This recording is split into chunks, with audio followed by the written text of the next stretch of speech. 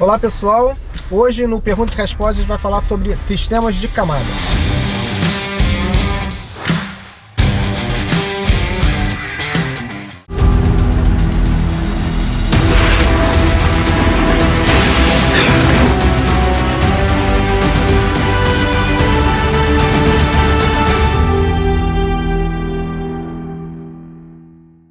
Pedro, uma pergunta aqui sobre sistemas de camada.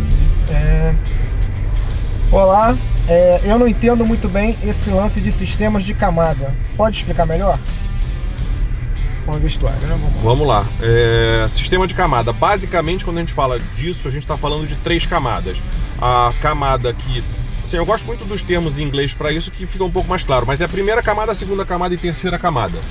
No inglês é o base layer, o mid layer e o outer layer, ou seja, a camada externa. O base layer é a camada base, é a primeira camada. Qual é a ideia da primeira camada? Muita gente pensa em primeira camada só na parte de proteção contra o frio, que é o que a gente chama de segunda pele, né? Que ela fica coladinha no corpo. Mas primeira camada é tudo que está em contato com o nosso corpo diretamente. Seja ele... Seja com a camisa de algodão, é a sua primeira camada. Quando a gente fala da parte técnica dessa primeira camada, a gente está falando sempre de gerenciamento de umidade. Não é para aquecer, não é nada disso, é gerenciamento de umidade. Seja ela para ser usada no calor, seja no frio. O que vai diferenciar é que quando a gente está usando uma primeira camada no frio, ela também tem a trama e o tecido que a gente vai usar para construir uma segunda pele, por exemplo, ela vai propiciar a retenção de calor.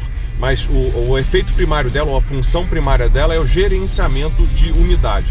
Por quê? Porque a gente quer que a umidade fique afastada da nossa pele nesse caso. Quando a gente está falando de calor, que é uma camisa tipo Coolmax ou Dry Fit ou coisa parecida, a ideia é fazer com que esse suor evapore, ou seja, se ele ficar só na nossa pele não adianta, ele tem que evaporar para carregar consigo o calor e reduzir a temperatura do corpo, a temperatura da pele. Então é gerenciamento de umidade.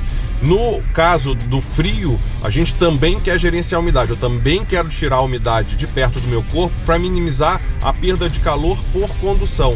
Porque a água em contato com o nosso corpo, o suor nesse caso, ele vai conduzir, por condução a gente vai perder calor mais rapidamente. Então assim, a visão é a mesma, mas de ângulos diferentes, né? Ou seja, a perspectiva é diferente. Nos dois casos eu quero gerenciar a umidade e quero tirar para longe do meu corpo, mas em funções ou por funções diferentes, ou por finalidades diferentes. Essa é a primeira camada. Essa é a primeira camada. E aí, de novo, só exemplos, uma camisa de Coolmax, por exemplo, é a primeira camada, e uma segunda pele, seja de lã de merino ou de o que quer que seja, é uma primeira camada também. A segunda camada, ela faz a retenção de calor, o gerenciamento térmico, né? Então a ideia é que ela mantenha a gente aquecido. Então aí a gente tem, de forma genérica ou geral, a gente tem um fleece, por exemplo, é a segunda camada. Uma jaqueta de pluma é a segunda camada, ou uma jaqueta de enchimento sintético é uma segunda camada. Então, de forma geral também, a gente vai ter essa segunda camada sendo com enchimento ou sem enchimento. Então, de novo, exemplo, um fleece é sem enchimento, é ele por si só, e uma jaqueta de pluma ou de material sintético é com enchimento. As duas a gente tem que ter algum tipo de mecanismo para reter o calor. E a retenção de calor é exatamente como no saco de dormir. Ali vai ficar ar aprisionado para que a gente esquente aquele ar e mantenha o calor. Tá? Essa é a segunda camada.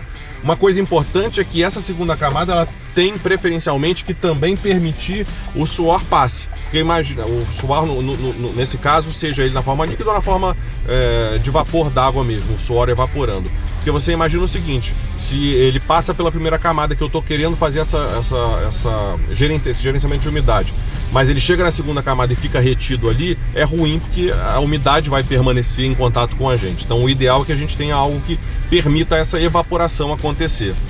Não sei se você com certeza você na verdade já deve ter percebido isso, mas quando a gente está com um fleece, né, tô com a primeira camada e tô com um fleece como segunda camada apenas, tô num ambiente mais frio, tô suando, começa a condensar tudo do lado de fora. Já viu? Fica todo aquele orvalho aqui do lado de fora. É justamente porque o fleece permite que o suor passe e vai acabar condensando do lado de fora porque tá frio, tá?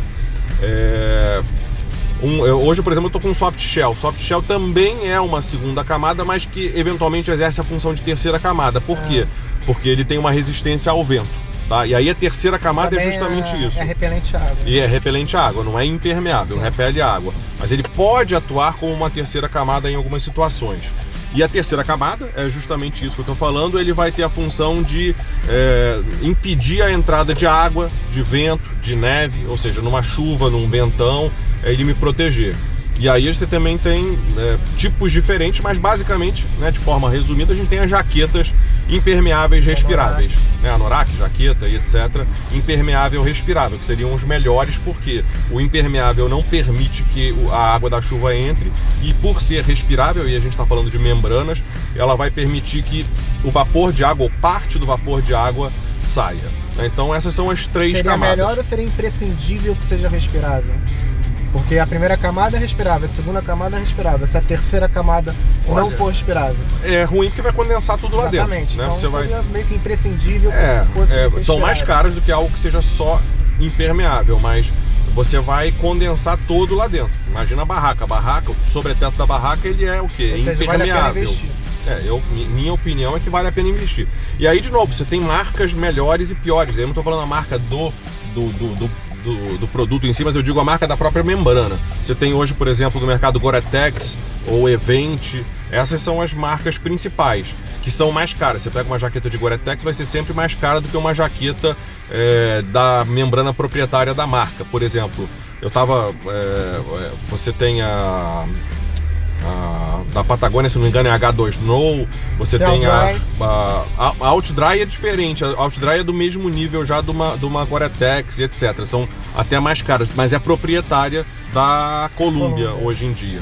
É uma marca muito legal, que inclusive tem uma jaqueta que eu tô para testar, ainda não testei, mas que é muito legal porque a membrana é do lado de fora, ou seja, você não tem o padrão tecido e membrana por dentro, essa membrana já está exposta, né? Então essa eu tô para testar, em breve a gente vai ter um review disso aí no canal.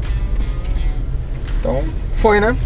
Acho que sim, acho que deu para entender. Se não entendeu, comentários ou escreve para o info@geartips.com.br. Um abraço e até a próxima.